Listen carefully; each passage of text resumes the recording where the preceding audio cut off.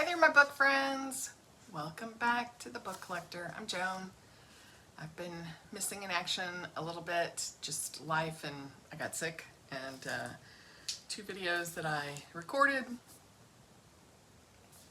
the audio was terrible, so couldn't use it. So that's the delay. I apologize for that. In this video, I want to talk about a book that's been on my shelf for a while, and I didn't really know much about it, but I had heard a lot of raves about it. And it is The History of Sound. I didn't know anything about it. I literally just heard people talking on BookTube that it was the best audiobook ever. Okay, I'm in. So it finally came up for Libby as an audiobook, but I always have the hard copy because I like to do both. So I have to say, I kind of missed the whole point of this. I was drawing a bath when I put the audio on, and I missed this beginning part. And one of my friends who I had, suggested the book to her without reading it, she was like, about this part in the beginning. I was like, oh no, now that makes more sense. So let me just read this for you. This is a collection of short stories that are interconnected. Not all of them, but let me read this first part, and this is the key part. Hook and Chain. A song or poem form popularized a song or poem form popularized in the 18th century New England, in which the first and last lines rhyme, containing rhyming couplets within, as in A, B, B, C, C, D, D, E, E, F, F, A. So the first story and the last story are the interconnected, and then the preceding 2 couplets. So I kind of missed that. The second half of the couplet often completes the sentence or sentiment of the first. Now, I hadn't gone too far in the book, but I was, maybe 2 or 3 in. And I was a little perplexed why the first one didn't connect to the second one, or, but the second and third did. Anyway, I think I was right at the 3 mark. Anyway.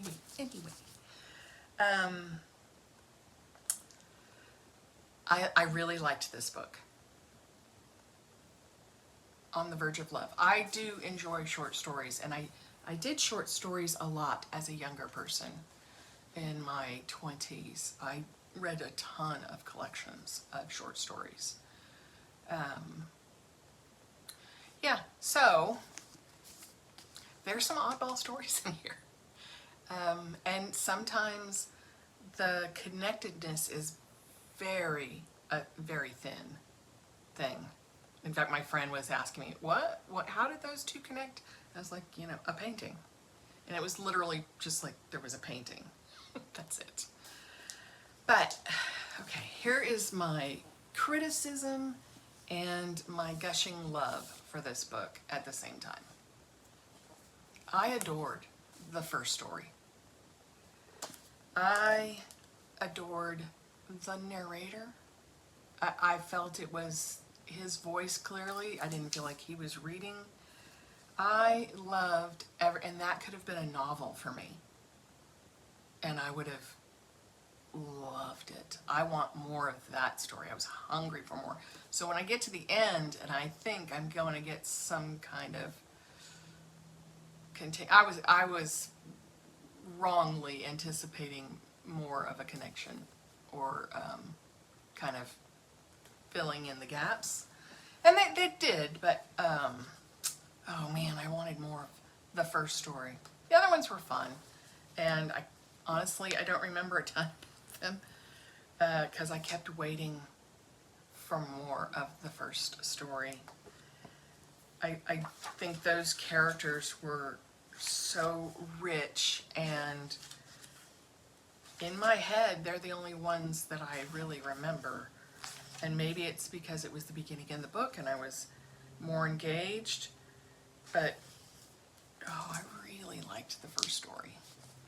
Is it worth going through the book for the first story if you don't get a payoff in the end? I think so. It was that good to me. it's a pretty fast read because it is a short story collection. But it is different and it's interesting. And if you're expecting all these sound references, it's subtle, so they're not there. Sometimes it's more like the sounds of life, I think. I could be wrong. Somebody correct me if I am. But the first story is about recording sound, and so it lays the foundation for those kind of echoes of, oh, I want more of that story. Ben, if you're listening, go back and flesh out that story in its full entirety. Yeah, I liked it. I liked it and I would recommend it. But I'm interested if anybody has read it, or if they do read it, come back and tell me your experience. Did you love it as much as I did, that first story? Were you hungry for more? Did you just move on? Was there another story that you liked better? It was a good read, worth my time, and maybe something I revisit down the line, because it may be, you know, something else resonates with me. I know that that happens. Anyway, that's all I have for today. I've been a little crazy in life. Summer is proving to be a harder reading period for me. There's too much activity in my house, and I don't know. What about you? Do you do more reading in the summer or less? That's all I have for you today. Till next time, keep reading.